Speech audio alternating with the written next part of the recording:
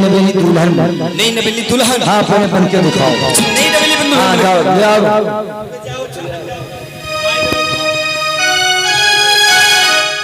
वैसे एक बात बताओ, नई नवेली दुल्हन, लेकिन दुल्हन तो कई प्रकार की होती। हाँ जैसे एक शहर वाली, एक देहात वाली, और एक बच्चर देहात वाली फूहड़।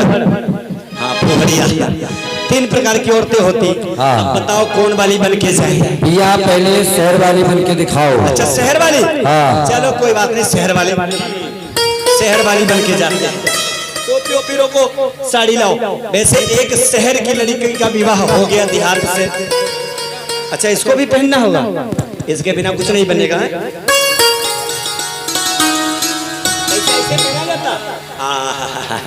हाय हाय हाय।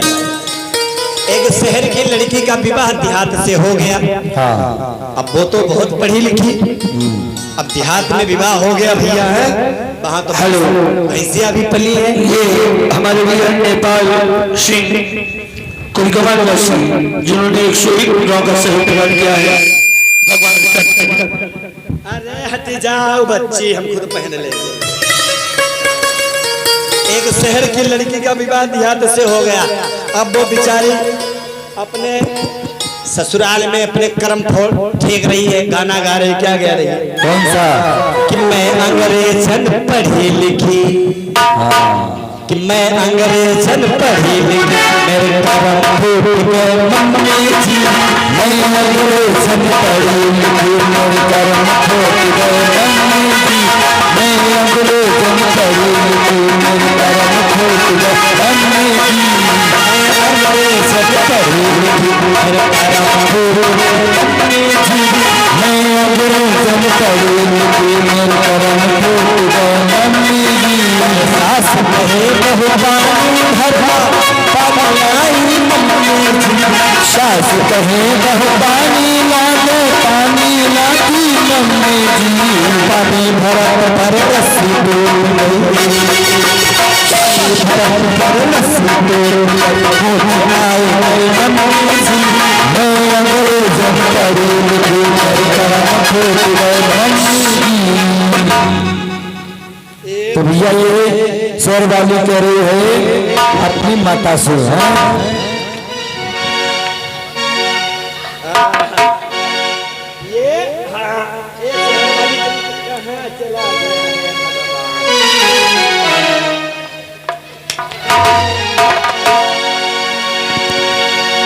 देख चश्मा वाले बाबा है, देख नजर लगाओ क्या है?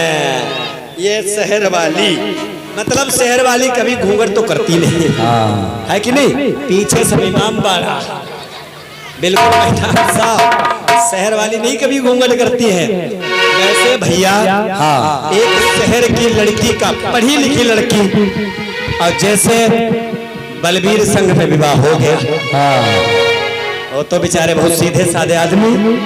अब वो शहर की लड़की का विवाह हो गया देहात से, बलबीर जैसा सीधा आदमी। अब वो लड़की खाना बना नहीं पाती। जब दिन भर फेसबुक व्हाट्सएप चलाओगे, खाना कौन सिखाएगा, है कि नहीं? अब वो खाना बना नहीं पाती, घर में प्रेशर पड़ रहा सास ससुर का, भाई खाना बनाओ, भोजन बनाओ। अब उसने अपनी सहेली के पास फोन किया कि क्या बहन तुम तो हमारी क्लास फेल हो, हम खाना नहीं बना पाती हो, हमारे ससुराल वाले बहुत परेशान करते, यही बोई हमारे तो बहुत हमारा दिमाग खाते खाते, खाना बनाओ। उसकी सहेली ने उसको बहुत बढ़िया पाठ पढ़ा दिया। बोली अरे बहन देहात वाले बहुत अंधविश्वासी होते हैं, तुम ऐसा करो, तुम देवी की देवता की पूजा चालू कर दो। अच्छा। एक देवता की पूजा चालू करो, दिन भर पूजा करो, तुमसे कोई खाना बनाने के लिए नहीं कहेगा। उसके दिमाग में बात आ गई, बोली कौन से देवता की पूजा चालू करें? उसने सोचा अगर शंकर जी की करोगी तो सुबह उनका भाई क्या नाम शिव चालीसा, एक घंटा खाने की पूजा, ऐसी पूजा तुमको बता दी तुमको कोई टोक ना पावे, पूरा दिन करो पूजा। तो बोली कौन करे पूजा? तो बोली तुम इतनी धूप उखाड़ लाओ और आंगन में रख लो, वही धूप बत्ती लगा के बैठ जाओ। अब बोली आरती पूजा में आरती क्या करना? बोली आरती हम पे सीखो। अब वो ले आई धूप, आंगन में गाड़ दिया और आरती चालू। कैसे? क्या गाना गा रही है? मैं पूछो ये नहीं है। क्या कह रही हो कि मैं पूजूं देवी अनंदा, कह रही है देवी है, अनंदा नाम है।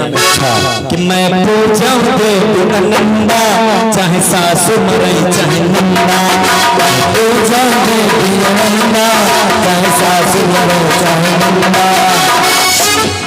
उसका ये तो पाठ है आरती का, मैं पूजूं देवी अनंदा चाहे सास मरे चाहे नंदा। और बलवीर भैया मोटे मोटे छुहारे की तरह थे, ठीक, अब सो के बिल्कुल कांटे हो गए।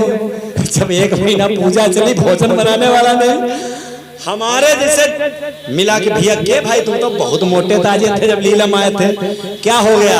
अनुराग जैसे बुद्धिजीवी लोग मिल गए, बोले यार तुम्हारी दुल्हन दिन भर पूजा करती है, पूजा कौन करती, हमको दिखा के लाओ। पढ़े लिखे लोग समझ गए कि ये सास और नंद को मरने की दुआ मना रही है, तो बोले ऐसा करो, ये देवी की पूजा करती, तुम देवतक चालू करो।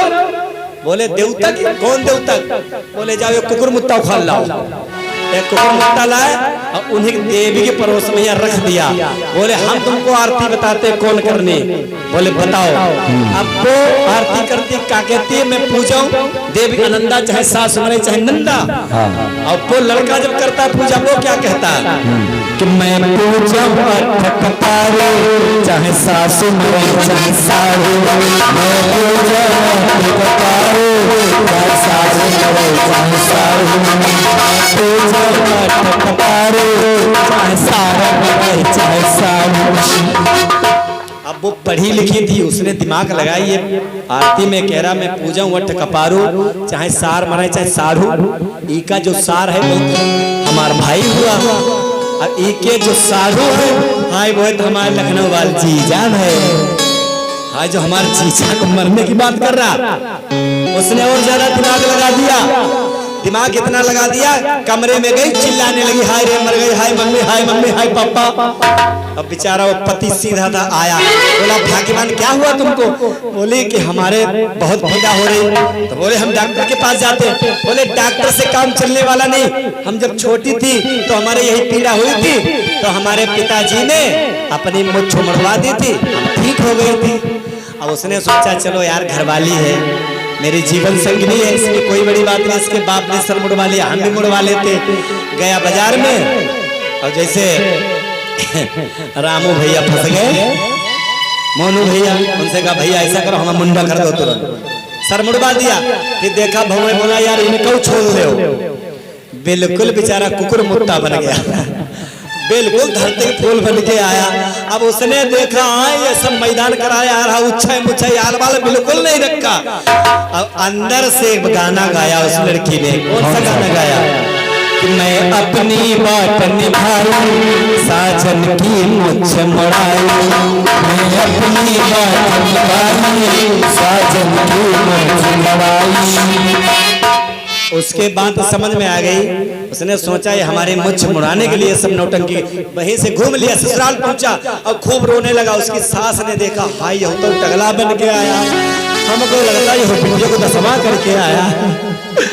उच्छे मुच्छे सब साफ। वो सास रोने लगी तो बोला रो मत, जिंदा है बिटिया तुम्हारी लेकिन बचेगी नहीं, 2 ही 4 दिन की है मेहमान। बोले हाय भैया तुम? अरे बोले डॉक्टर अच्छे नाउत को दिखाया, लेकिन एक नाउत ने बहुत बड़ा टटका बताया। बोला कौन सा टटका? बोला नाउत ने कहा पहले पति टकला हो, उसके बाद जितने मैके वाले सास मतलब मम्मी पापा भौजाई भाई सब टकला हो जाए तब तो ये बचेंगी। अब बुढ़िया बहुत पैसा वाली थी, बुढ़िया दौड़ गई, नाई से कहा हमका भैया जल्दी टकला का। बहुए सोची अगर हम नहीं टकली बनूंगी तो ये क्या करेगा, माल जेवर नहीं मिलेगा। हाँ सही बात है। तो यार चलो अच्छा अलबेली